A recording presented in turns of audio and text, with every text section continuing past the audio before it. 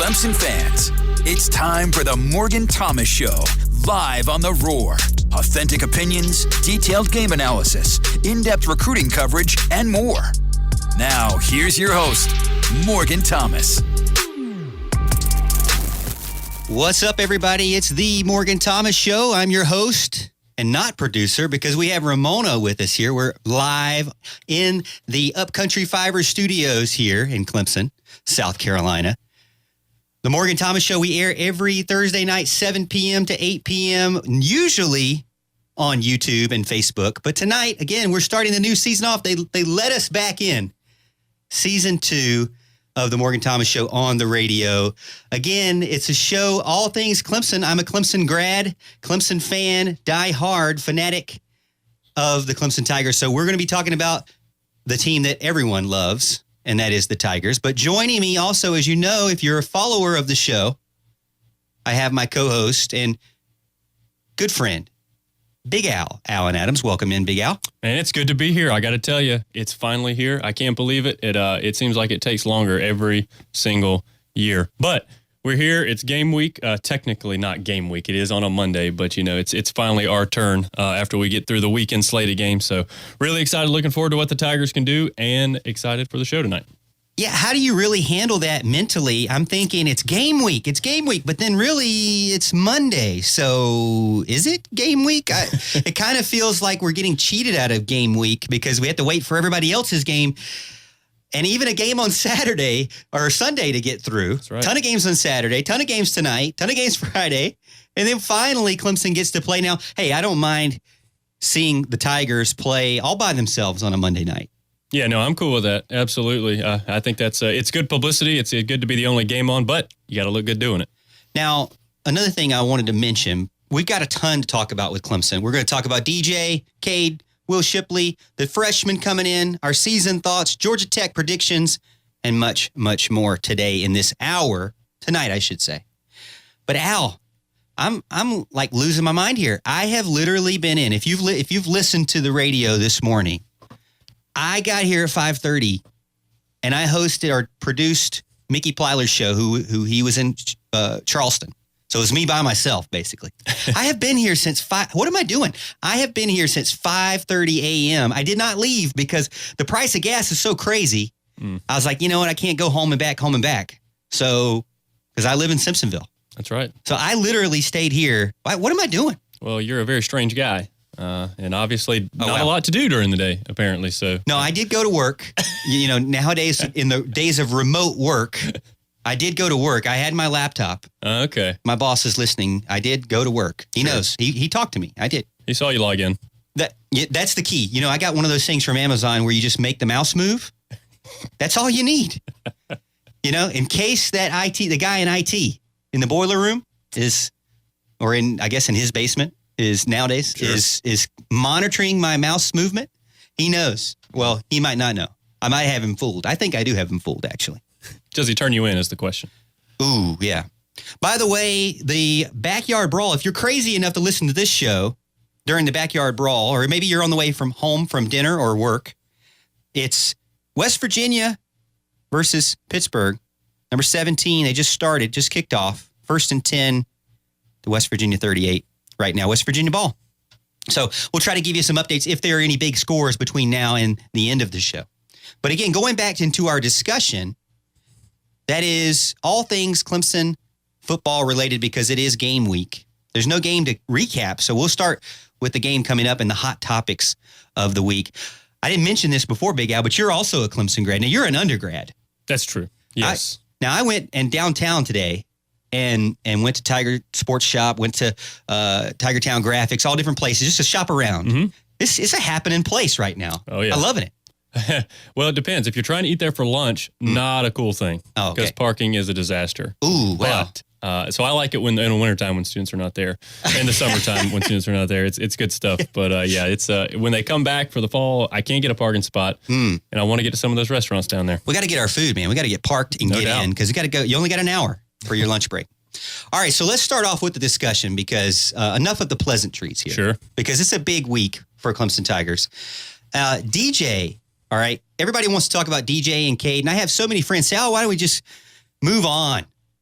I'm here to tell you that Clemson players believe in DJ Uiagalelei, and I think that you should too. Now, I've said this over and over. I've done a YouTube video on it. We've done a show on it, and I feel like I have to keep coming back to it and reminding fans that DJU is the best option for Clemson going into this season. He is the starter for Clemson, and I have seen him with my own eyes that he has improved. Now, you know he's lost weight. Mm-hmm. You know he's gone to elite quarterback training. You know his teammates, like KJ Henry and Will Putnam, have said that he's getting better, that he's doing the things that a leader would do. But there's still doubters out there. Al, how do you feel about that? Going into this season, I'm kind of a guy, I'm like, hey, let's blank slate, start the year fresh, give the guy a chance, start over. Everybody deserves to not only earn their spot, like Dabo says, but also let's put the past in the past. Windshield mentality. Yeah, no doubt. I'm with you 100%. I got to say, and I need to be very clear with this, I am not comparing DJ to this guy, but Joe Burrow was a trash quarterback until that last year. Okay. Ohio State fans, where you at? Then he became the best ever. So, it's kind of interesting to see, Clemson fans especially, not wanting to give DJ a chance or anything like that. I have a feeling, I'm hoping I'm wrong, but I have a feeling you might hear some groans from the crowd if he doesn't start out like he needs to against Georgia Tech. But hopefully, I think the weight is going to be a big deal if he's able to use his legs and make some plays, extend some plays, which he wasn't able to do last year. Let's be honest. He had a very rough year last year. Not all his fault. We've talked about that several times on the show as far as, the offensive line, wide receivers, play calling, et cetera. But, yeah, I'm windshield mentality guy as well. It's a new, fresh start. We're going to see what he can do, and I'm hoping he can work some magic. DJ said about himself, I think I see a totally different guy. I think that guy is a lot better than from the last game against Georgia Tech. Someone that's gone through it, someone that's gotten a lot better throughout the offseason, through all the hard work that I put in. I definitely see a different quarterback. KJ Henry says it wasn't all on him. And the thing is, the locker room knows that. A lot of the fans don't know that. He's done a great job of taking the criticism on his chest. He's the leader you want to see in a quarterback. I mean, that has to give you confidence as a fan and some perspective on previous seasons. They still won 10 games. They still had a successful season as far as wins go. They didn't get to the playoffs. They didn't get to the ACC championship game. But again, windshield mentality if you're a fan. And windshield mentality, I'm going to go ahead and say that to the lunatic fringe out there. Windshield mentality means one bad pass, don't start groaning. I mean, everybody makes a mistake. One bad pass here and there. I do hope to see an improvement on last year's Georgia Tech game, and we will get into that further on into the show. Sure. About what we want to see in the Georgia Tech game. But I will say, I feel like there has to be, give the guy some rope, as they say. Sure, absolutely. I totally agree. And look, we have a caller. I don't know if you see that. We have Rory calling in. You want to get to him real quick before we get to the break? Yeah, let's go ahead and bring him in. Time to bring him in. Come on, Rory. Welcome in, Rory. This is the Morgan Thomas Show. What you got? Morgan, how are you today? I heard you all day today on the radio, like from this morning till all day, and then we're back on tonight. I like it, Jack. You're a hard-working dude, baby. Oh, appreciate it. Thank you, man. Hey, Morgan, I got two kind of quick questions for you. The first one, are you like me and seeing our defense just totally annihilate Georgia Tech and holding them down to barely getting nothing? I see a big play or two, but I don't see them scoring many points. I would tend to agree. I don't think that they're going to get more. I'm going to go ahead and give you a little hint on my end of the show prediction. I don't see more than one touchdown. I feel like that Georgia Tech is on a down and Clemson is on an up, and they have Clemson's defense has more depth than I've seen in years. And they're going to be able to rotate on that defensive line like it's like unprecedented rotation on the defensive line. I agree wholeheartedly. You got like a guy like Roca Rubio, or however you say his name, coming in, and then the depth of the defensive ends. Miles Murphy, Brian Brissy, some of them other cats, linebackers and good. I'm a little scared about the defensive backs, but if the front seven are good or front eight are good, it doesn't matter that much. Now, my second question for you, Morgan. Are you ready for this one? Let's do it. Aren't you a kind of a AEW fan? Oh, see, now Alan gives me this look like it's coming because I knew, Rory, I knew it. I knew you were going to do it. Are you ready for All Out this weekend? I'm not. I don't get to watch AEW. Of course, that's the minor leagues of professional wrestling behind the WWE. Oh. No, I'm just kidding. I know it's all phony. And everybody knows I know it's all phony. I'm the first one that says it. But I've loved that stuff for 50 years. And Morgan, anytime you want to go back on the way back machine and learn stuff about the old days of professional wrestling, love to talk to you. Thank you for taking my call. I appreciate you, Morgan. Yeah, Roy, we really appreciate it. And that's what we love about 105.5 The Roar. That's what I love about The Roar is the fans that call in, the listeners that call in, that text in constantly from 6 a.m. all the way now to hopefully 8 p.m. I know you're probably distracted by some game that's on TV, whatever game that may be, but I love what The Roar has with local content, local people calling in and asking questions and just talking about things that we love, albeit not everybody loves Formula One now and not everybody loves wrestling, but we get to talk about it. You don't get that from the big shows in LA, but you do get that here because we care. We care. We want to talk about things that you like. So again, yes, the defense I think is going to be great. Now he mentioned one thing I wanted to get your thoughts on. Scared about the defensive backs that I did my Morgan ratings. Right. The defensive backs, a lot of green behind their ears, I guess. Is that how you say it? I don't know. They're new. They're fresh. That's fair enough. No, I don't have any issues with the defensive backs. I don't think it's going to be as big a liability as some are anticipating them being. I mean, like he said, when the front seven is going to be that good, which I think most of the country believes that, I don't think it really matters. But I mean, even if the front seven wasn't that good, I have faith in those guys and Nate Wiggins and Sheridan Jones and the backside of that defense, Makuba as well. So I don't really have the issues of the heartburn that a lot of people are having over the secondary. I think it's going to be a solid defense all the way around. Nobody really talks about the defense, and I think that's earned. Sure. I'm looking at my list of things to talk about tonight. I have like 25 things. You know how I am. I try to fit 25 things in a 1 hour show. Right. Ben really needs to give me 2 hours. Hint, hint, Ben Milstead. But when you look at it, I have nothing about defense, really. I mean, is that unfair? I would say it's very fair because the hot topics are what's going to happen with the offense. That's what we struggled with last year. That's where all the questions are going to be this year. So I don't think that's unfair at all. It's just we want to talk about the defense, but when the defense is just going to go out there and we think dominate, I mean, what's there to talk about? Right. Now, let's talk about freshmen. Now, we have impact freshmen. Yep. There are freshmen out there that are in the two deep. And there's only one on the defensive side of the ball that I found. Mm-hmm. But on freshman two deep, you have Cade Klubnik, quarterback. We assume that one, right? Blake Miller, right tackle, starting right tackle. That one was kind of a shocker to a lot of casual fans. If you're a diehard, you probably already kind of saw it coming. Sure. Antonio Williams, slot wide receiver behind Spector. Left guard, Colin Sadler, Bob Sadler's baby boy. I don't know if it's his baby boy, but it's his boy. Yeah. And he's definitely not a baby. He's a big man. But Bob Sadler's son there, Colin Sadler. And then linebacker, Wade Woodass. That's the only linebacker there. Now, Wes Goodwin says he's got the length, he's got the speed, he's got the change of direction, he's got everything you want in a linebacker. And so he's going to get that shot. Were you shocked by him being in the two deep? Yeah, absolutely. I mean, we talk about the depth we have at linebacker and the athletes we have back there. I don't think Wade Woodaz was on really anybody's radar when it came into the season. So that's certainly good to hear, no doubt about it. But there's definitely some freshmen that are gonna play for Clemson. Hopefully, they play a lot on Monday night. We get to see them in action. Now we'll get into this after we come back from break.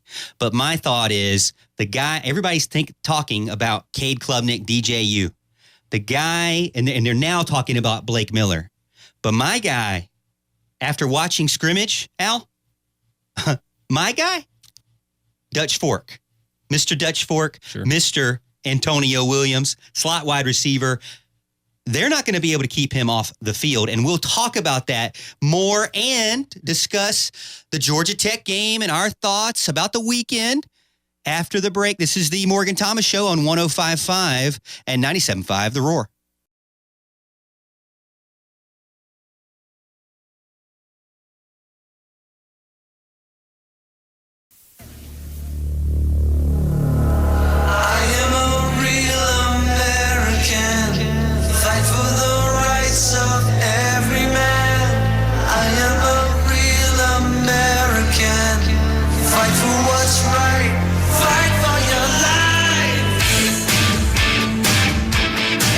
talking about, Ramona.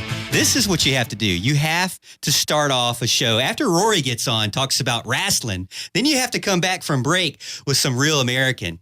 Not only am I a Clemson grad, I am an Army vet, so I did enjoy that song. And I'm a Hulkamaniac back in the day as a kid. I was a Hulkamaniac before he turned a bad guy.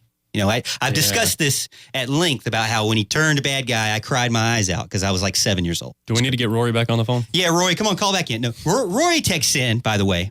This, again, let me give you a proper bring back from break here. Let me be professional here.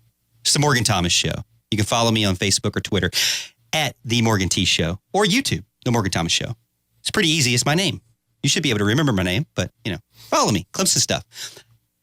Clemson grad, Army vet as well. So that's why, I enjoy that. But Rory gets in on the text line and says, hey, by the way, forgot to tell you that I'm Walt's good friend. Well, Rory, I just want to let you know, that's nice and all, but I'm Walt's best friend. Okay. Best is better than good.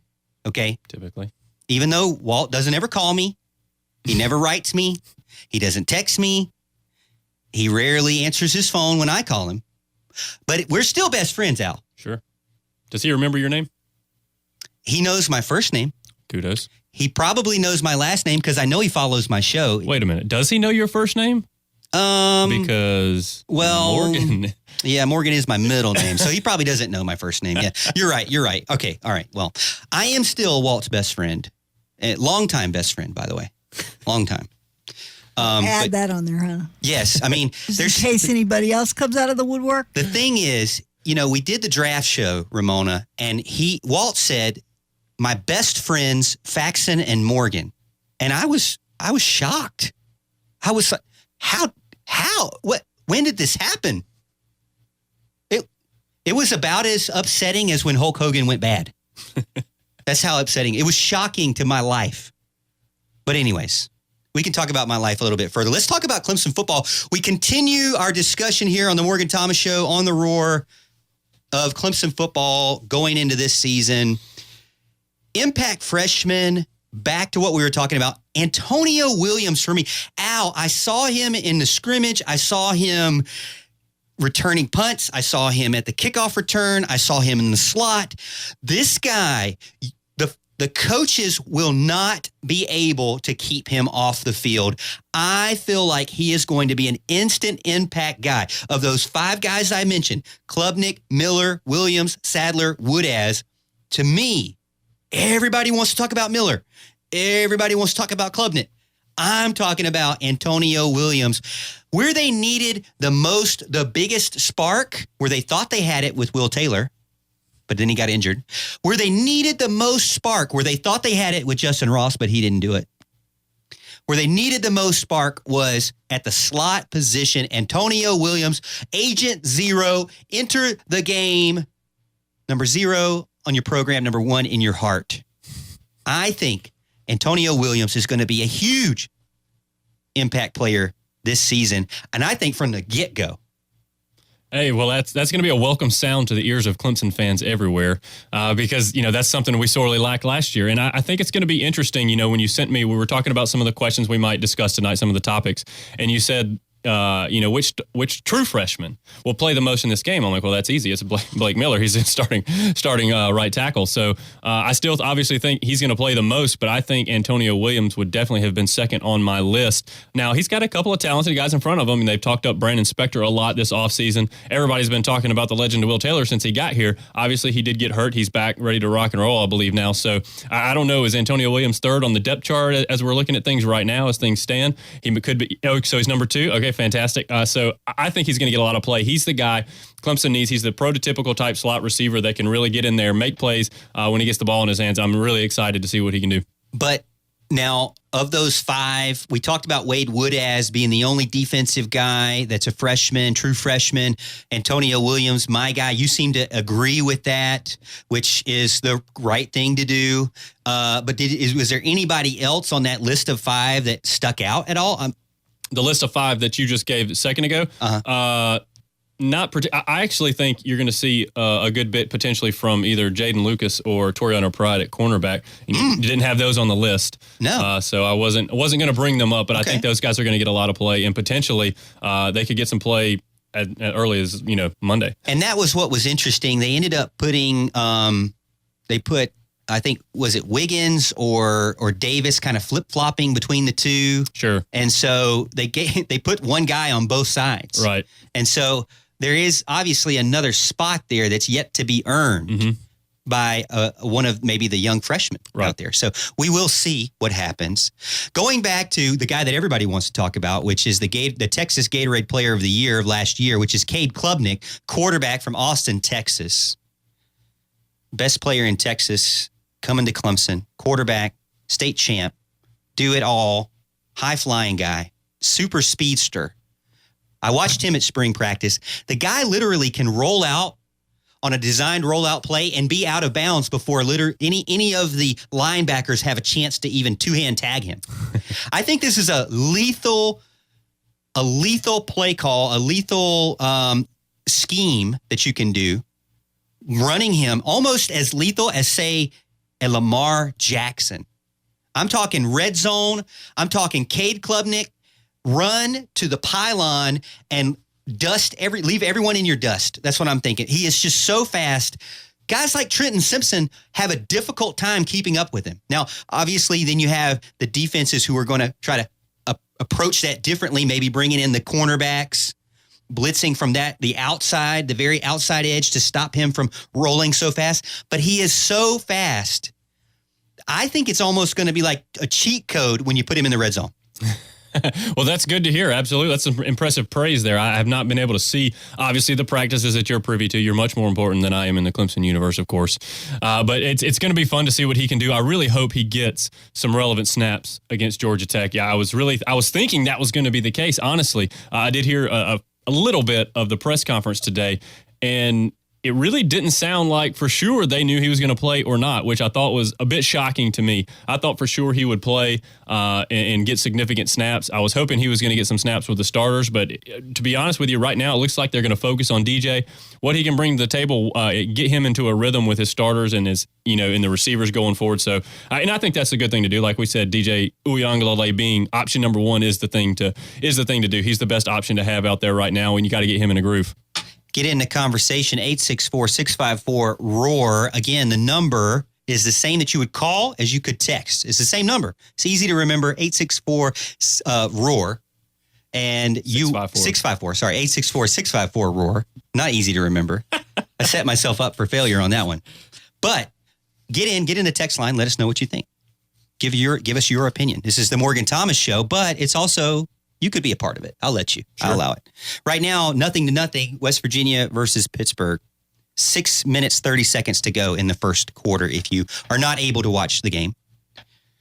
We're talking about Clemson players, DJ Uiagalelei. We're talking about Cade Klubnik, impact freshman Antonio Williams. Let's talk about the running backs. So, running backs for a second. I said, when I did my Morgan ratings, I said that Will Shipley was the best player on offense. Mm-hmm. And I got a lot of negative feedback. Oh, no way, Morg. Not the best player on offense. Maybe not even the best running back on the team. And I said, wow, where did this come from? I'm telling you guys, I rewatched the Georgia Tech game. You better be thanking your maker for Will Shipley being on the Clemson Tigers, because he carried the team on offense against Georgia Tech last season. I think he's going to have a good game on Monday night. So I still think Will Shipley is number one for me. Sure, I totally agree with you. And as a matter of fact, I've seen your Morgan ratings, and let's just say I think they need a little tweak here and there. Let's not talk about that. I actually talked about that on the show not too long ago. We had a couple weeks ago, but Will Shipley's one you got right, in my opinion. 100% right. I do think he is the best player on offense right now. I think he's the best running back on the team, and that people always want to take that as a slight against the other two running backs, and that's not what it is. I just think Will Shipley is that good. I think there's an argument to be made for pace right now, and I believe, if I'm not mistaken, you had some people calling you crazy because they thought Maffa was the best running back as well, which could potentially be the case. But right now, there's no real proof of that. Shipley is the guy. I think he got a little anxious at times last season. We talked about his drops and everything like that. But I just think he's kind of the total package at running back. I think he can do it all. I think he's going to improve on his pass catching out of the backfield this year and show why he's the number one running back on the team. Interesting thing I noticed when looking back last season, how many reps, rushing attempts, how will they be split between the running backs? Rushing attempts. Get this, against Georgia Tech, there were 41 rush attempts for the team. Against Iowa State in the bowl game, 40 rushing attempts for the team. So there seems to be a little bit of a goal. Now, again, that's under an old offensive coordinator. Well, I guess relatively, right? Because the bowl game did have some switch up there. But 40-ish rushing attempts for the team. So if we go by that baseline right there. Sure. I'm thinking, or do you think Shipley gets 20? Yeah, so I was actually I thought you were going to ask my opinion on how they should be carried and what percentages. I would go right off the top of my head, Shipley 50. 50% is what you Pace said. 30, Moffa 20. And if that's the case, he would get right at 20. Can you do me the math on 30% of 40 and 15? Can you just tell me the number, Al? 13-ish. Okay, thanks. I appreciate that. So you mentioned the three running backs, right? Yeah. But the problem is, where do you throw DJ in? Okay, watch Georgia Tech here. Sure. Last year, Georgia Tech, Shipley 21 attempts here. DJ 8, Pace 7, Lynn J. Dixon, by the way, 5. All right. So then the Iowa State game, Shipley 18, Pace 12, DJ 6, Moffa 2. So their DJ is going to be taking some away as well with his weight loss journey, being down 30 pounds and being as agile as he is now, more so than he was last season, the entire season, right, and healthy with his knee. I think that you still got to give him a fair amount of snaps there, rushing attempts. Sure, I totally agree with you. And I actually thought when you gave me the 40 number or something like that, it might have been taking out DJ's rushes. So I was only considering the running backs and their rushes as well. But yeah, I think DJ is going to get some. Of course, he's going to get design rushes just like every other quarterback gets. But he's going to get the ones where he's improving, where he can't make the play, busted play, wrong route, whatever it may be, can't find anybody open, and he's going to take off. And we're going to see if that weight loss has really helped him out. All right, so we've talked about the running back room and how they're going to probably split the rushing attempts. I do feel like that Shipley is on pace to get 50% of the share. I think that DJ is going to take away, if anybody, he's probably going to take away from Moffa, unfortunately, just because of seniority. Yep. And then you got to give it to Pace. Then you've got to even throw in, this is a wrinkle that I saw, Dominique Thomas. Now, I'm not just saying this because his last name's Thomas. Walk-on guy, earned a scholarship, big-time thumper in the red zone. I saw him go toe-to-toe with Jeremiah Trotter Jr. and hold his own. They call him Quadzilla. Right. C.J. Spiller dubbed him that name. His thighs are so huge, it's hard to take the guy down. He's going to hit you. As Dabo said, he's not going to knock off a 70-yard run, but he is going to bloody your nose. And I like that toughness, especially in the red zone. Against Georgia Tech, they struggled. They were able to run the ball, but converting and keeping the ball moving. Georgia Tech had more first downs than Clemson last season. Yeah, it was not. It's not good, right? We don't want that again. So where do you throw in Dominique Thomas? And hey, maybe even Keith Adams Jr. There are situations where, does that mean that DJ has to do less of the rushing for the team? Because we're used to, like Trevor Lawrence, like he needs to be a factor or else the game is going to be difficult. Right. Yeah, no, I don't necessarily disagree with that. There were a lot of design runs with Trevor Lawrence, and he ended up just walking into the end zone on several bootlegs and plays like that. And I think they're going to try a similar thing with DJ, regardless of who's at running back. I think those plays are in the playbook for good reason. And I mean, most of the time they worked out. I don't know much about Dominique Thomas, as you were saying, just the rave reviews that he has gotten from the Morgan Thomas. So hopefully we get to see a lot from him. I do think we're going to get to see him in the first 3 games. When he's one of those that scores the last touchdown of the game type deal. So that would be a cool moment to see as well. So, we'll see what he's able to do. Clemson has struggled at times to get those yards out, like this past season, especially when it was, 3rd and 1 or 4th and 1. there was no sure thing. And, just a couple years ago, it seems like 3rd and 11, no problem. 3rd and 1, struggling. How are we going to get that yard? And if Dominique Thomas is the man to do it, it's fine with me. When we come back from break, I have a question. I'll give you the question now. I want you to ponder it while you listen to our wonderful sponsors. How many snaps? We talked about rushing attempts for the running back. How many snaps is Cade Klubnik really going to get? I love Kwok's take on it and mirroring it with other quarterback, 1-2s in the past for Clemson. I want to talk about it more. How many plays, snap series will Cade Klubnik play against Georgia Tech on Monday night? Think about it. We'll bring it back. This is the Morgan Thomas Show.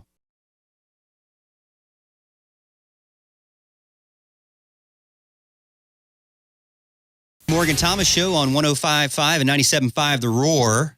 Every Thursday night, 7 p.m. to 8 p.m. after my best friend, Walt Deptula, and Road Rage. You'll also catch me in the morning on Thursdays. I'm here literally all day. I need a cot, Al. I need a cot, a bed, a pillow, whatever. No doubt. Engineered sleep mattress. I need everything. I need it. And so what I've been, every Thursday morning, I do Mickey Plyler's show, 6 a.m. to 9 a.m. And then Thursday night, 7 to 8. So really appreciate everybody listening in to the radio and being a part of the show. I know college football starting tonight, so competing with that, and I understand. But if you're driving, listening, or can't have it make your way after work, I appreciate you listening in. We've been talking all things Clemson football. Literally, we're running the drill, running the gauntlet of all things Clemson football. We've talked freshman impact players this season, this next game coming up against Georgia Tech, running backs and how they will split reps. Cade Klubnik is our next question on the docket, and that is, how many snaps, how much will Cade Klubnik play? We talked about Will Shipley being 50%. I'll go ahead and say this. I don't think Cade Klubnik is going to be 50% of the snaps against Georgia Tech, unless it's just a giant blowout, a huge blowout at the beginning of the game. I don't see that, Big Al. Yeah, no, I don't see that either. I see him coming in somewhere, hopefully early. I want to say early in the second half. I really do want to say that. Not when it's necessarily, completely out of hand, but I really would like to see him get in there with some of the first stringers to see what he can do, see if he can gel with those guys as well. I know we're trying to do the same thing with DJ, so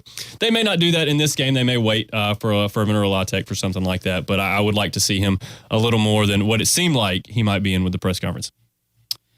Yeah, I like I said, we've talked about this. I'm just ready to see them out there, see what they can do. I think Dabo Sweeney is ready to see them too, see what Cade Klubnik can do, because he's earned it, as Brandon Streeter mentioned recently this week. He's earned his opportunity to play on the field.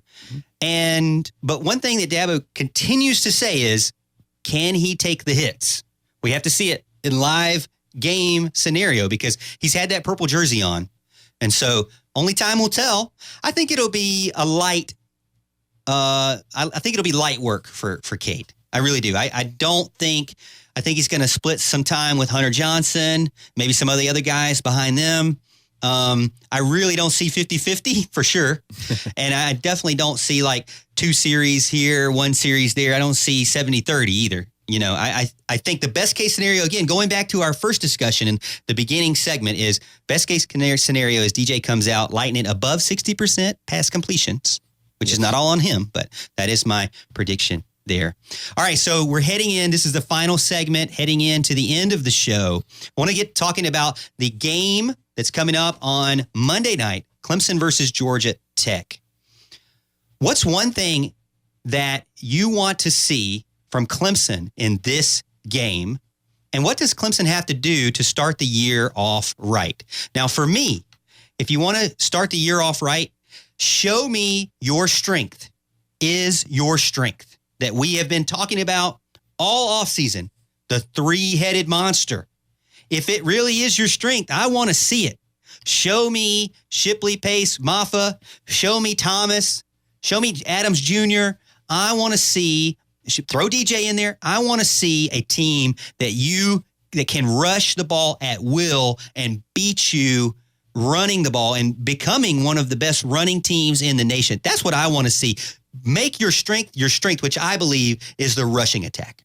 Well, I think off the cuff, you're right there. And I got to tell you, what's funny is I actually see this a little bit differently, because Yeah, it would be great to get out there and rush, all over these guys, get, however many yards, 400 yards against them. That would be fantastic.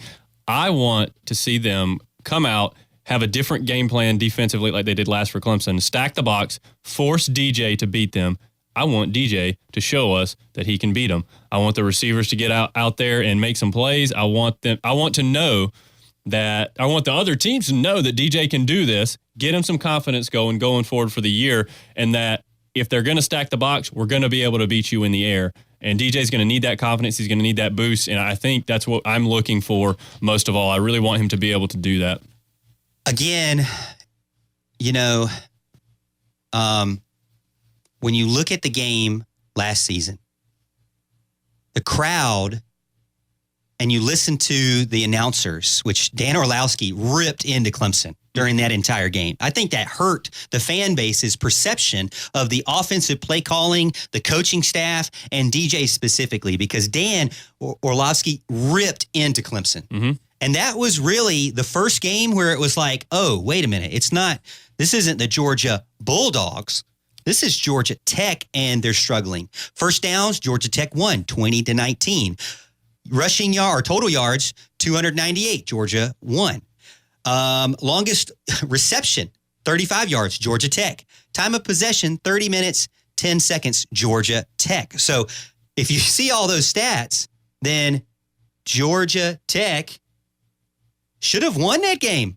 I mean, they had a chance to win or tie at the end zone, and James Skalski stopped them at the end. So I don't want to see that. That's for sure. Clemson struggled to pass, as you mentioned, getting players open, getting first downs, even though if you looked at their third down conversions was good. Mm-hmm.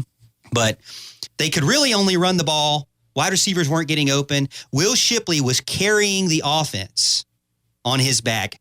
Georgia Bulldogs fans, you know what they started saying after that game? I'm going to remind you, Clemson fans. I'm going to remind you of this. Georgia Bulldog fans said, guess what? I think we broke Clemson. Oh, no, we must have broke Clemson. That cannot be the case in 2022. No excuses, no chance, no way. Again, Texter gets in, a total annihilation. I'm all for that, to be honest with you. That's what I'm looking for. Total annihilation is what every Clemson fan is looking for, because if you do totally annihilate them, it's because you put up a lot of points. That's what the Clemson fans want to see. Offense has to get moving. Now, you said that you wanted to see more success from DJ and the wide receivers. That's correct. Now, was that answering success for the season, or was that starting the year off, or was that one game, or is that like all encompassing there?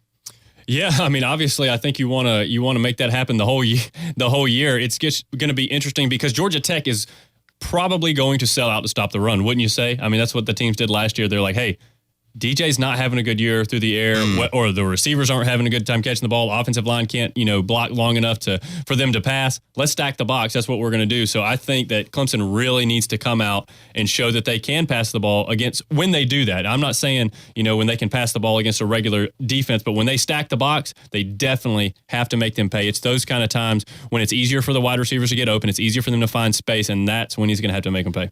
Now, that kind of goes against, show me your strength is your strength with the running back. So you just squashed my whole argument there, my whole thought process on how to be successful going into the beginning of this. Thank you, Al, for squashing that for me. That's what I'm here for.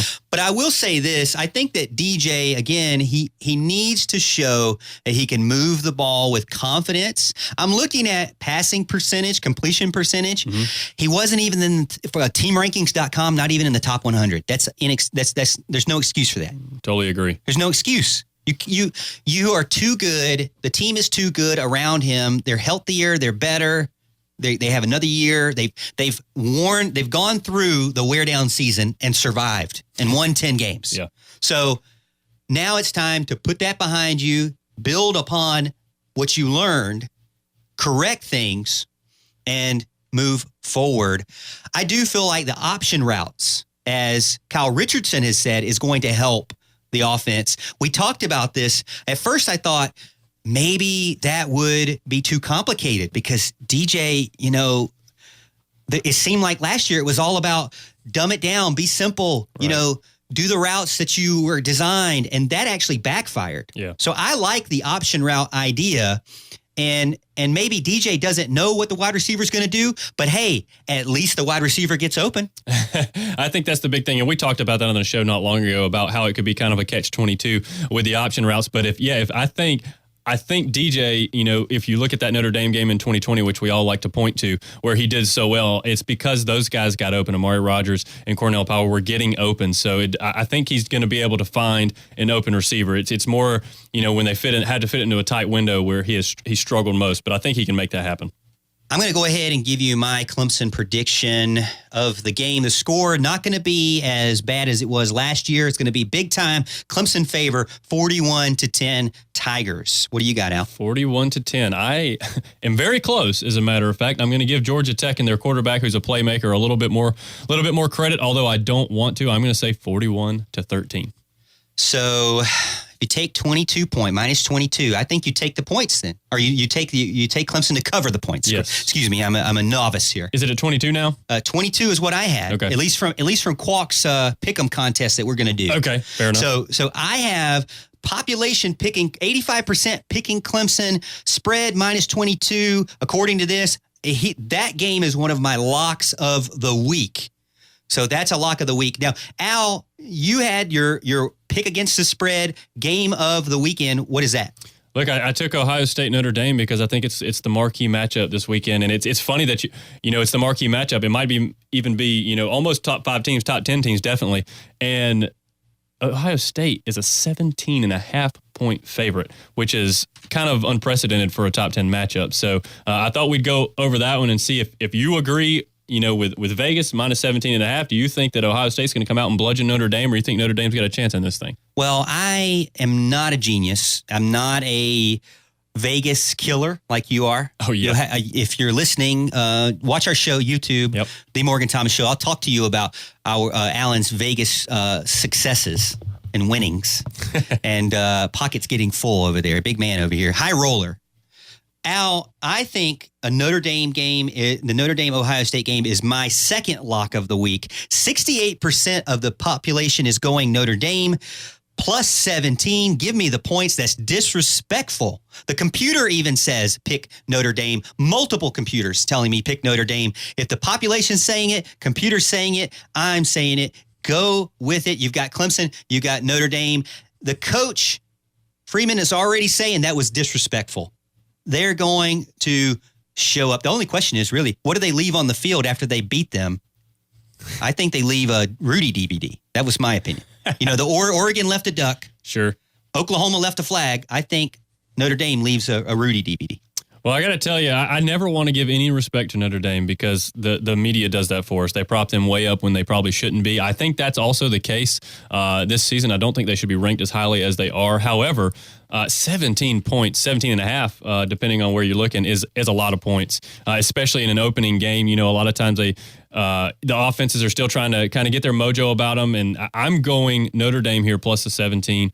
I just think that's the kind of the safe play here. It's going to be fun to watch, though. I hope it's a much closer game than that, to be honest, to give the fans kind of what they're looking for. Now, this morning I did Mickey P's Elite QB, where we picked who we thought was going to have the highest passing yards this weekend. Mickey picked Devin Leary. I picked Aiden O'Connell. But at the night show, we do Workhorse of the Week. And I'm going to go with Will Shipley. I do feel like that he has a big game against Georgia Tech. Another guy on my radar, Trayshawn Ward versus LSU. He had 127 yards against Duquesne or Duquesne, whichever you want to say. But I do think Will Shipley is going to have a big night. Look, I think that could very well be. What I'm concerned about here is, if you remember last season in the Workhorse of the Week, I'm pretty sure that I could have beaten you guys easily in that contest had every one of my running backs not been injured. And most of the time they were injured, like first play of the game injured. That happened at least 2 weeks, maybe even 3 weeks. It was unbelievable. I remember turning on games and following them and seeing that my running backs were hurt. So I'm actually going this week, Michigan running back Blake Corum. Hassan Haskins into the NFL. He's going to kind of be the guy this year. So I'm going with Blake Corum. I think he's going to get some yards. They're playing, a team that's not all that good. I think he's going to run roughshod over them. If you're a daily fantasy guy, which I'm trying to get into. Yep. That's kind of where we're going with this, picking the player that you think is going to get the most fantasy points at that position. We got running back. We have quarterback this morning on Mickey's show. I do feel like the biggest thing is knowing when they are going to get play and who they're going to play against. And then, hoping you get past that early game injury that is sometimes devastating. Really devastating to your season. So, you got to be careful with that. Hey, we're getting close to the end of the show. Wow, 1 hour goes by so quick. We really appreciate everyone. I want to go ahead and give a shout out to Ramona for being our producer back there, working hard, pressing the buttons. Thank you so much for being a part of the show and helping us on the boards. Big Al, thank you for coming in. Yeah, man. I want to thank the listeners of 105.5, 97.5 The Roar. Again, thank you, Rory, for getting in. I really appreciate it. This is local content from guys that live here. Not only that, but we're graduated from Clemson, and we're big-time Clemson fans. So we want to talk about all things Clemson Tigers. So we appreciate you getting in. We've got a lot of college football going on. West Virginia up 7-3 right now on Pittsburgh. So make sure you watch that game. Much more. I got a big 65-inch TV coming in the mail tomorrow that I'm looking forward to seeing. But again, thank you so much, everybody, for getting in. Catch me on Twitter at The Morgan T Show. And as always, Tiger fans, we'll see you at the top of the hill.